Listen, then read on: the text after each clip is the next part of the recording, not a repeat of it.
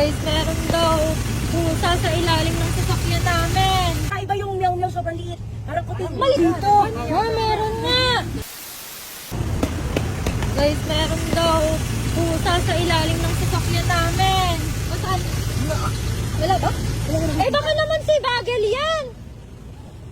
Baka naririnig. Nakabantay siya sa loob eh. Baka si Bagel. Nakabantay niya si Tsaka iba yung meow-meow, sobrang liit. Parang kuting hindi sarado to, hindi rin yung meow-meow yung begel sa loob. Wait lang.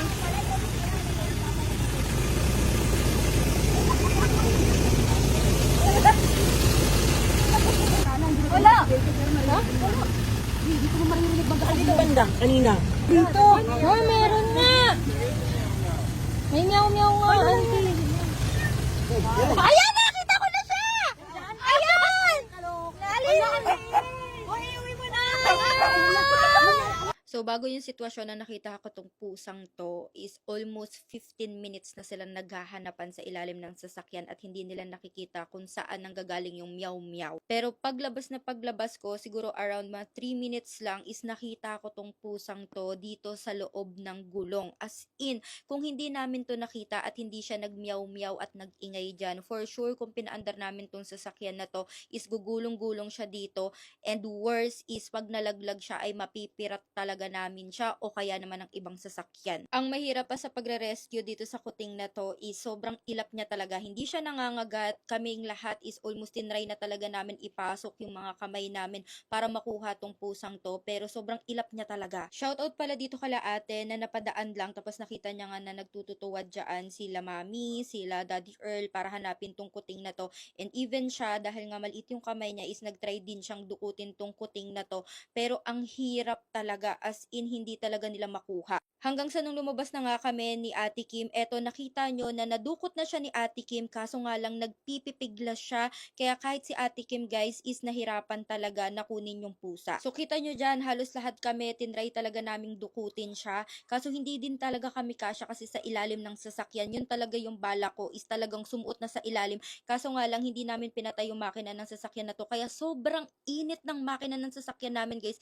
And imagine, nandun siya sa ilalim ng makina, sobrang init nun. Pero ang maganda dito sa kuting na to is kahit nagtatatakbo siya sa ilalim ng makina, naglilipat siya sa iba't ibang gulong ng sasakyan namin, ay hindi siya tumatakbo palayo. Hanggang sa ako na talaga yung sumubok na dukutin tong pusang to, and kahit papano is may konting knowledge na rin naman ako sa tamang paghawak ng pusa, especially kapag ganto na nagre-rescue. Tinry ko muna siya paamuhin, pero kita nyo guys, kitang-kita sa video na sobrang ilap niya talaga at hirap na hirap kami kasi ang gusto namin mangyari is hindi talaga siya makalabas dito sa ilalim ng sasakyan kasi nasa tabing kalsada kami, nasa Moa Seaside kami guys. Nag-overthink na din kami kasi once na nakatakbo to palayo is baka mapunta siya sa kalsada at masagasaan siya. Ilang beses din siya nahawakan ni Ate Kim pero nakakapigla siya, so tinuruan ko si Ate Kim ng tamang paghawak ng pusa and para hindi na siya makawala ulit. Kailangan kako is talagang hawakan niya sa batok ng medyo madiin talaga para hindi na makapiglas. And once na hawakan naman yan sa batok guys, is hindi na yan makakakalmot or makakakagat.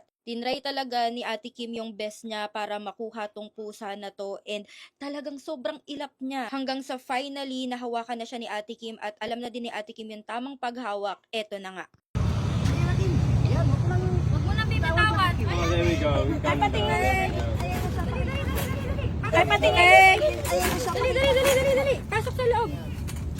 Naku, Ayan guys, finally ay kuha na natin siya. Siya talaga yung lumapit sa sasakyan namin guys. Grabe oh. Tingnan nyo. Kamukha ni talaga Kifi. umuwi kasi naaamoy ka niya. We rescued Meow Meow. Yay! Yay! Meow Meow. Again, maraming salamat po sa lahat ng tumulong sa amin para ma-rescue tong cat na to, especially kila Ate Caroline. So finally, nakuha na namin siya and wala siyang ibang ginawa kundi umiyak ng umiyak. Pero yung iyak na to guys is for sure gutom na to. So pag-uwi namin sa bahay guys is inasikaso ko na agad siya. Na-observe ko siya, mukhang okay naman siya, hindi siya nagmumuta, wala siyang sipon. Buti na lang din talaga is may dala-dala kaming crate kaya hindi kami nahirapan talaga sa kanya sa buong biyahe. And syempre, unang-una kong ginawa sa kanya is tinry ko muna siyang pakainin kung kakain siya, and grabe talaga yun nasaksihan ko guys, as in parang alam mo yun, parang nakakaiyak kasi gutom na gutom siya. Wala, may luha siya, okay. Nice, sumiyak ko. Opo. Sige, kain ka lang dyan. Wala kang kaagaw. Gutom na gutom, oh. Gutom na gutom. Sus. Parang ngayon lang siya nagkaroon ng, proper meal.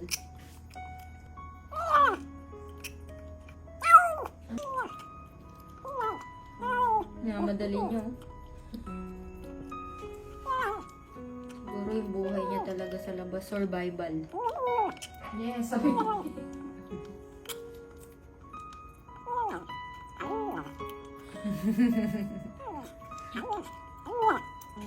Sabi niya.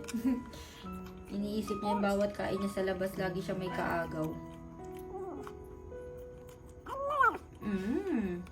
Sarap. Nagangalit pa ang mga ngipin. So finally, you are home and safe, baby. So another rescued cats na naman natin, and kamukhang kamukha siya ni Kifi. Kailangan din muna niyang mag-rest and then i-observe natin siya bago natin siya dalhin sa vet. And syempre, kailangan is makomplete vaccine tong batang to bago makasalamuha yung iba nating mga aswang. So feeling ko etong cat na to is para sa atin talaga dahil siya mismo lumapit sa atin. So yun lang. Bye-bye!